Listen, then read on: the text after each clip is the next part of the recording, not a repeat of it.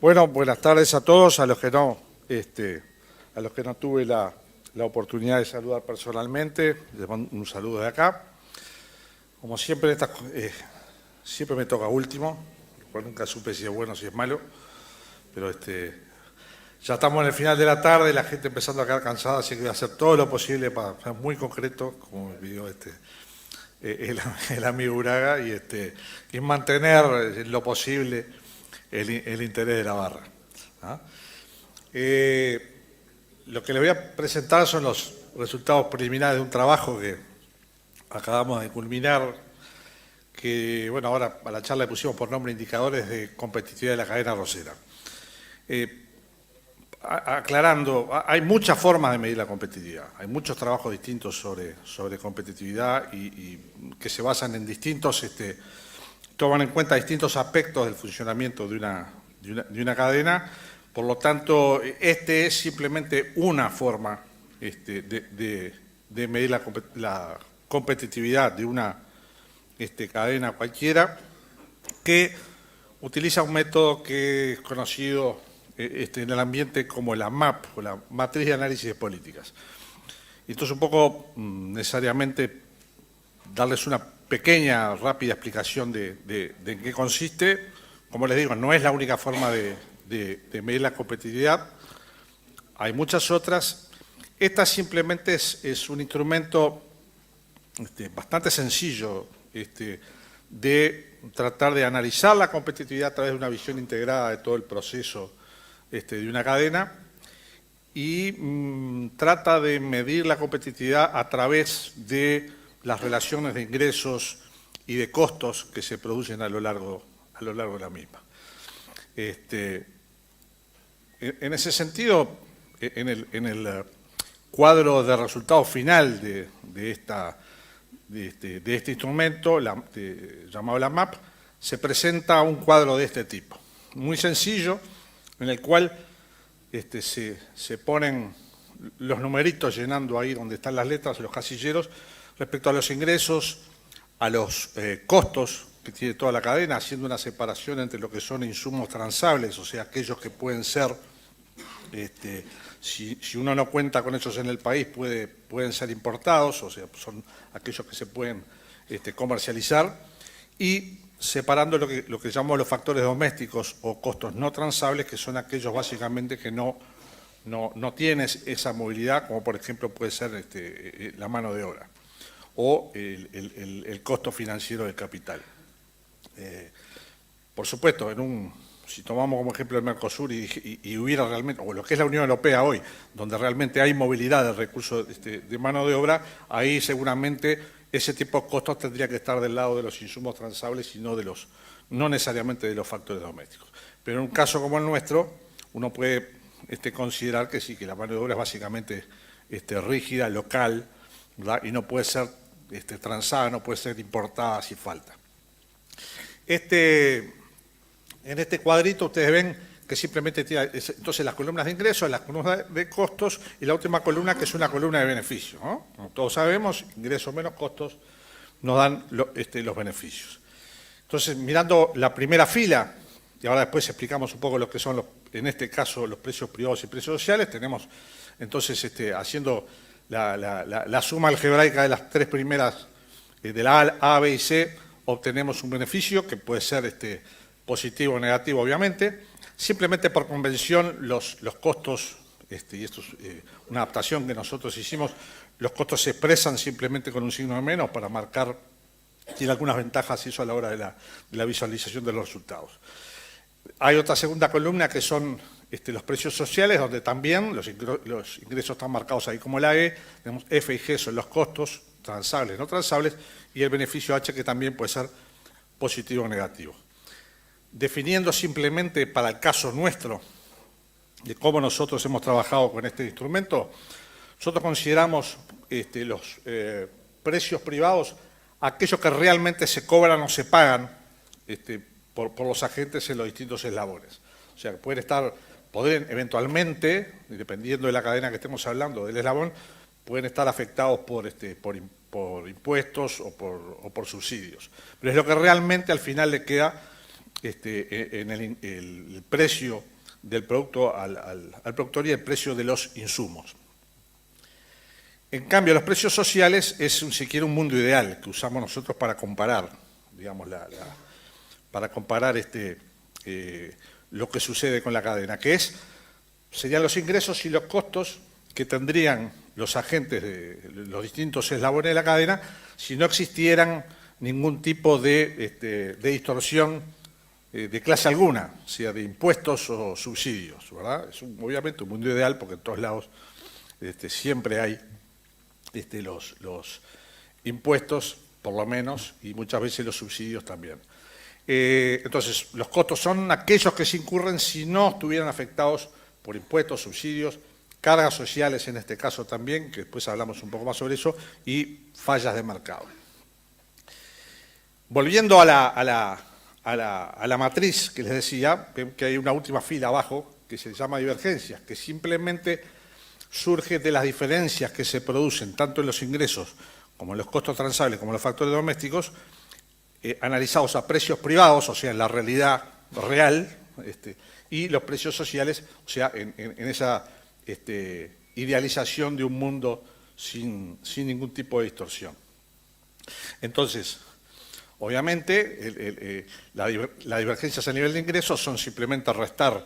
el ingreso a precios privados a precios sociales. Lo mismo con los insumos transables, entonces nos da ahí como resultado el J que vemos ahí abajo. Con los factores domésticos también tenemos un K que, como les decía, pueden ser positivos o negativos. Y que, por supuesto también, para completar la identidad, si nosotros sumamos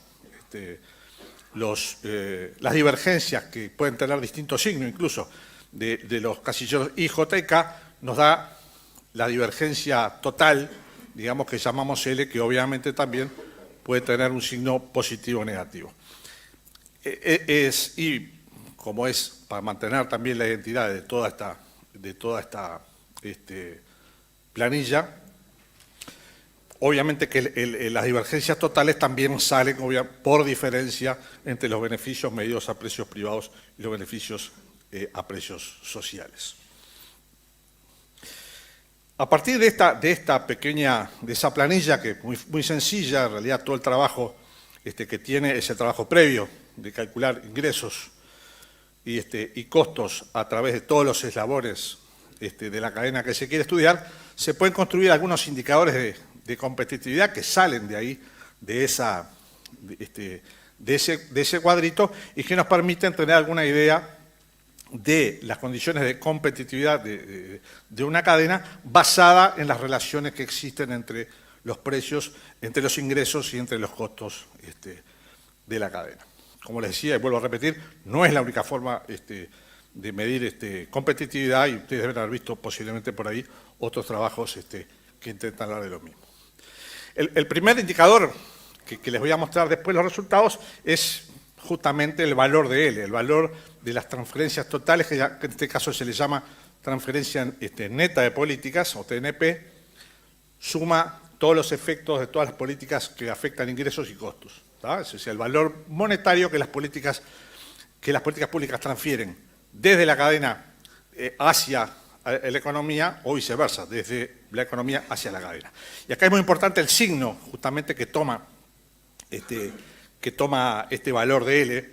porque es el que nos indica si la transferencia se produce de la cadena al resto de la economía o viceversa. Cuando este resultado tiene signo negativo, significa que el sector que se está analizando, la cadena que se está analizando, transfiere recursos hacia el resto de la economía. Cuando, por el contrario, tiene signo positivo, podríamos hablar de una cadena que sería subsidiada en términos netos, o sea, que está recibiendo de la sociedad recursos para poder funcionar. Después,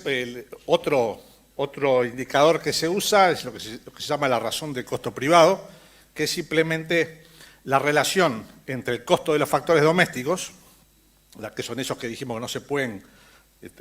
comercializar hacia afuera, no se pueden transar, y lo que llamamos el valor agregado, o sea,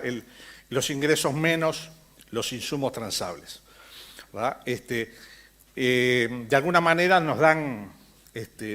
una idea de si los factores domésticos, básicamente la mano de obra y el costo de capital, están siendo remunerados, que son los que no se pueden trasladar, no se pueden importar, están siendo remunerados en forma acorde o no, si la cadena pierde o gana. Cuando el valor es 1, entonces quiere decir que los ingresos que obtiene la cadena, el valor agregado por cada dólar de factor doméstico iguala y remunera completamente los factores domésticos. Por el contrario, cuando es menor que 1, quiere decir que los factores domésticos reciben un retorno que es mayor al normal, y cuando es mayor que 1, quiere decir que no están remunerados los costos domésticos en la forma acorde. Mirado desde el punto de vista de un agente de la cadena, podríamos decir que tal vez que lo deseable es que sea una cadena donde esta relación de costo privado RCP sea menor a 1, o sea que al menos 1 o menor a 1, o sea que reciban un retorno igual o mayor al normal, y cuanto menor sea este valor, ¿verdad?, más hacia 0, nos da digamos, una idea de una competitividad creciente en la cadena. Por otro lado, tenemos otro indicador que se llama relación de costo doméstico, que es muy parecido, hace la misma medida, pero a precios sociales, o sea, cuando no existen impuestos, no existen subsidios de ningún tipo. Y acá también lo bueno, en términos de buenas noticias, si se quiere, para la cadena, es que de alguna manera los factores domésticos, si no hubiera ninguna intervención, digamos, desde fuera, sean remunerados los factores en forma mayor a la normal. O sea, es más competitiva una cadena cuanto menor es ese valor entre 0 y 1. Después tenemos otro indicador que es simplemente la relación de precios entre el precio. Acá es el ingreso, pues le llamo precio porque como los valores están expresados por tonelada, digamos, en este caso vamos a hablar porque es en base a tonelada de equivalente cáscara, es igual al precio, ¿verdad? O sea, es el valor del ingreso por una unidad. Aquí también, este valor, en general, lo que se intenta o lo ideal, podríamos decir así, es que sea un valor de 1 o cercano a 1, tal vez un poco menor, un poco mayor, pero que sea lo más cercano a 1 posible. Porque eso nos da, cuanto más cercano a 1 sea ese valor, sería que las políticas no afectan sustancialmente la relación de precios que existe en la cadena. El coeficiente de protección efectiva es muy parecido, solo que en vez de tomar el precio, toma el valor agregado y hace la relación también del valor agregado entre precios privados y precios sociales. Y aquí también es un buen indicador de la protección, del nivel de protección o competitividad de la cadena. Y acá, por ejemplo, si el CPE es menor a 1, entonces nos indica, cuanto menor a 1 sea, nos indica que la cadena es más competitiva.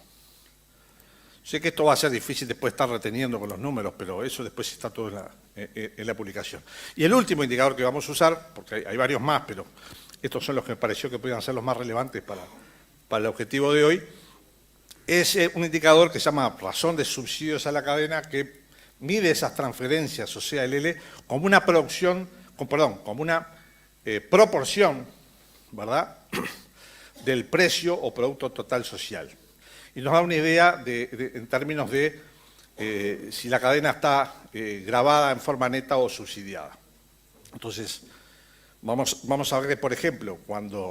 si el RSC es igual a 0, entonces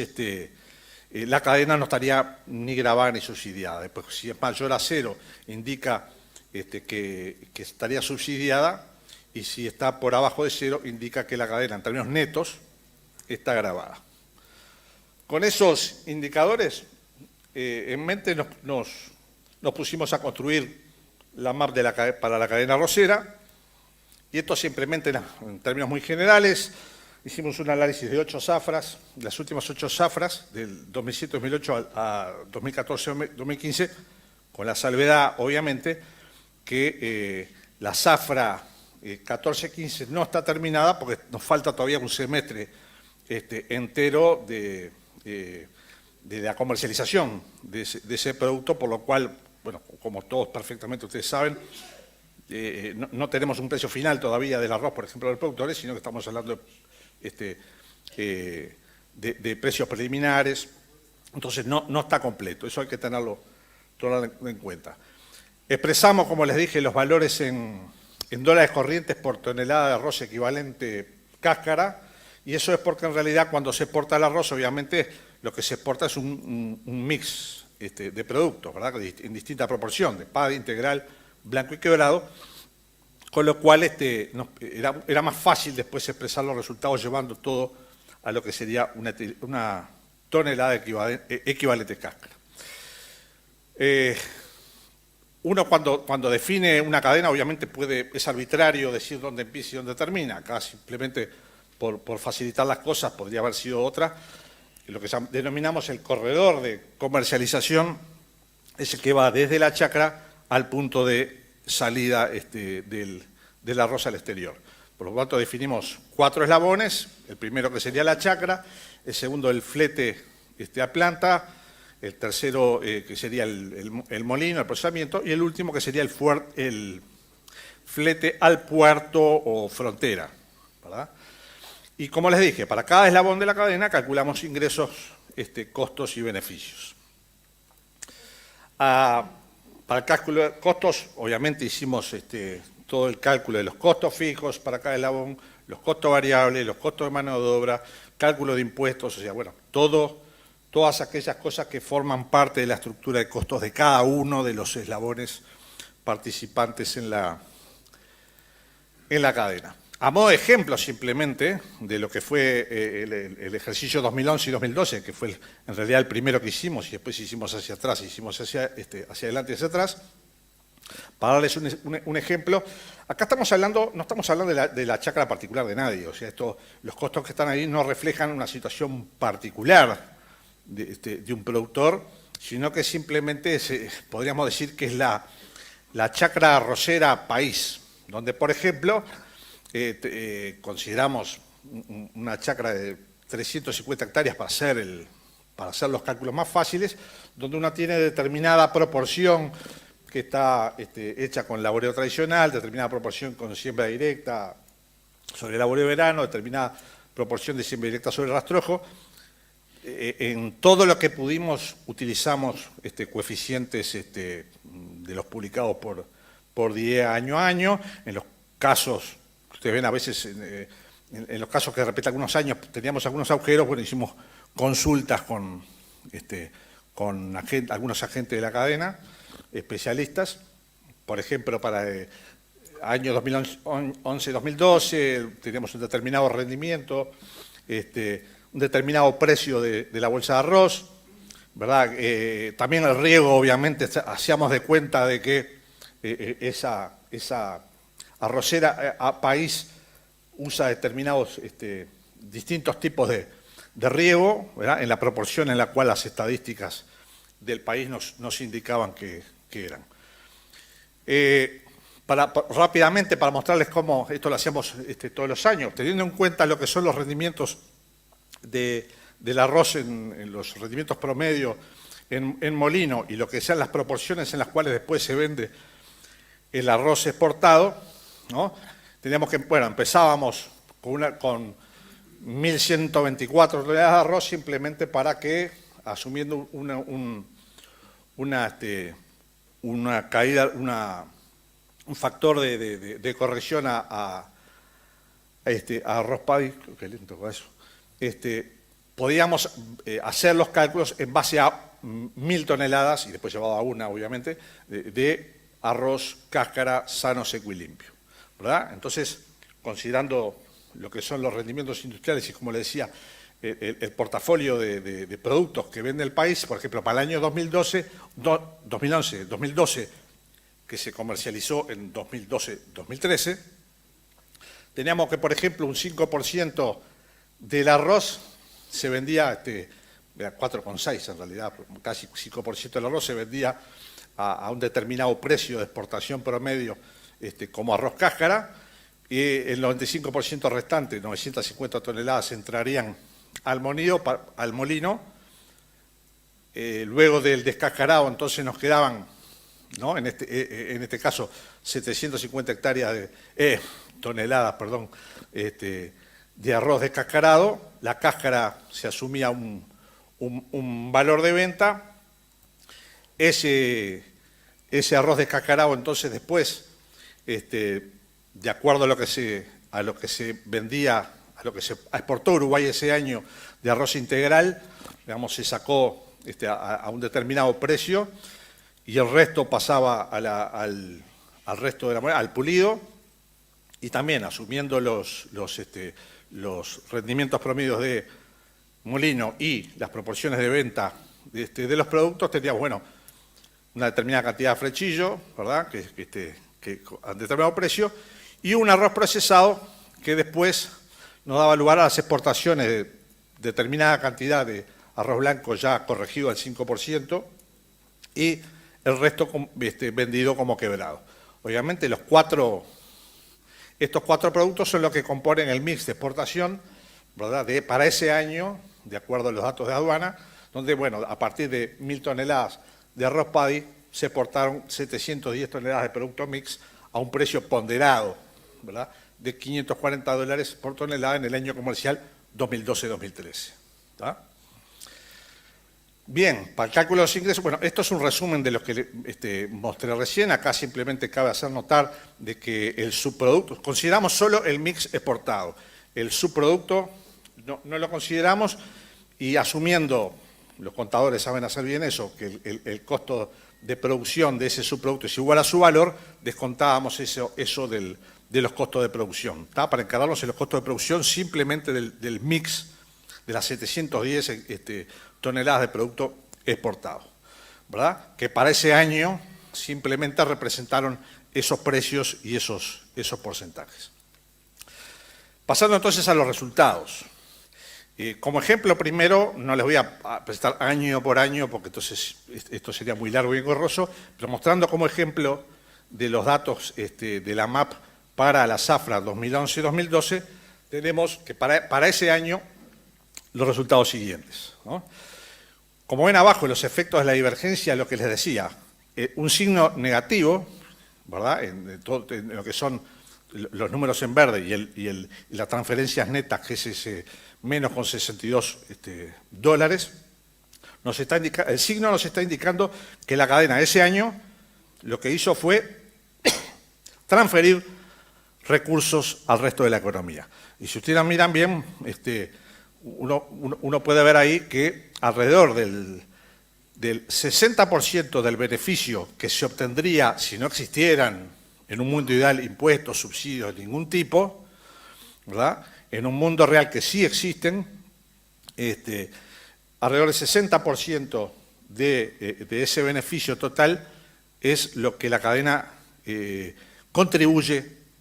con el resto de la economía, apropiándose nomás la mitad de esa cifra, unos 33 dólares por tonelada de arroz equivalente paddy ese año. ¿Ah? Acá simplemente esta gráfica muestra cuando las barritas se vuelcan hacia la izquierda, quiere decir que justamente por el signo es que la transferencia se produce desde la cadena hacia otros sectores. Cuando es para la derecha es que otros sectores aportan al sector arrocero en este caso, y como ven no hay ninguna barrita para ese lado derecho, con lo cual es clarísimo que la cadena arrocera ese año hizo una transferencia hacia el resto de la economía. Acá simplemente es también para mostrarles lo que les comentaba hoy. Las barras de la derecha son las del mundo ideal, digamos, si no existiera ningún tipo de impuestos y subsidios de la cadena, donde uno ve que el beneficio total sería alrededor de un 22% del ingreso. En cambio, en el mundo real, ¿verdad?, que sucedió en ese año, lo que la cadena retuvo de ese beneficio potencial es alrededor de un 8% del ingreso. Cuando vamos a ver las fuentes, o sea, esas transferencias, ¿de dónde salen? ¿Qué es lo que causa? Agrupamos en tres grandes grupos de fuentes. el más fácil de identificar es obviamente el de los impuestos, que en ese año solamente por concepto de impuestos la cadena contribuyó con el 33% de las transferencias hacia los otros sectores de la economía fueron por motivo de los impuestos. El 39, cerca de 40% correspondió a cargas sociales, y acá conviene hacer simplemente una distinción, porque se puede discutir si realmente las cargas sociales son o no una transferencia hacia otros sectores, y nosotros por la forma en que, por la forma en que funciona el BPS como un sistema de solidaridad intergeneracional, nosotros consideramos que sí. O sea, esas cargas sociales se transfieren hacia afuera de la cadena. No calculamos, y es algo que estamos viendo la forma de hacerlo lo mejor posible, hay un retorno en realidad de eso, cuando uno cuenta seguros por enfermedad, accidentes laborales, sí hay de esa parte que se fue, vuelve algo directamente a la cadena. Y tenemos por otro lado el costo de capital, que el costo de capital es básicamente, se mide a través de las diferencias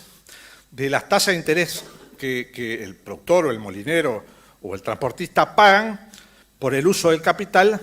la diferencia de lo que se paga realmente en una tasa de plata pedida en el banco en el Uruguay en ese año, con respecto a lo que sería una tasa libre de riesgo como la tasa LIBOR. ¿Tá? Esa diferencia es, uno podría decir que es algo así como el costo país, ¿verdad? Entonces, llevado simplemente todos estos resultados para todos estos años, tenemos básicamente, construimos este cuadro, ¿no? Para todos los 8 años que se estudiaron. Como vemos, arriba, con el signo negativo, claramente durante todo el periodo, claramente el sector arrocero, en su totalidad, transfirió recursos hacia el resto de la economía, ¿tá? Que en promedio más o menos anduvieron entre los 60 y 80 dólares por tonelada de paddy, anualmente al resto de la economía. Los dos indicadores, la razón de costo privado y costo doméstico, hubo una excepción aquí en un par de zafras, la 2008-2009 y 2009-2010, donde por efecto de la caída abrupta que hubo de los precios de los commodities en aquel año, nos dio un resultado, el RCP nos dio por arriba de 1, quiere decir que los factores domésticos no fueron remunerados por el sector, pero en general lo que vemos es que la razón de costo doméstico siempre es menor a la razón de costo privado y menor a 1, lo cual indica que el sector naturalmente es capaz de remunerar los costos de mano de obra y capital y aún genera excedentes. Eso da una medida del grado de competitividad que tiene natural la cadena. Cuando vemos el otro par de indicadores que son el coeficiente de producción nominal y el coeficiente de protección efectivo, el CPN, el nominal, era simplemente la razón entre los precios y dijimos que lo mejor era que fuera lo más parecido a 1, ¿verdad? Para que no hubiera una distorsión en los precios, y vemos que los valores están bastante aproximados a la unidad, y uno más o menos con eso puede concluir de que en general las políticas públicas no causan una gran distorsión en los precios relativos en la cadena. Por otro lado, el hecho que el coeficiente de protección efectivo siempre haya sido menor y bastante menor a 1, da una idea muy, si se quiere, muy importante de que la cadena arrocera tiene una fuerte capacidad competitiva y es muy eficiente. Y simplemente en el último, ¿verdad? El signo y el hecho de que sea un número una magnitud bastante baja, confirma que la cadena arrocera no solamente no recibe transferencias netas, sino que contribuye a financiar al resto de la economía. ¿Tá? Y eso en la historia de estos últimos 8 años. En realidad, tomando simplemente el último quinquenio, esa contribución representó alrededor del 60% del beneficio potencial, diría yo, que existiría si no hubiera impuestos, si no existieran subsidios. Mirando lo que les decía, cuáles son las fuentes de origen de las transferencias,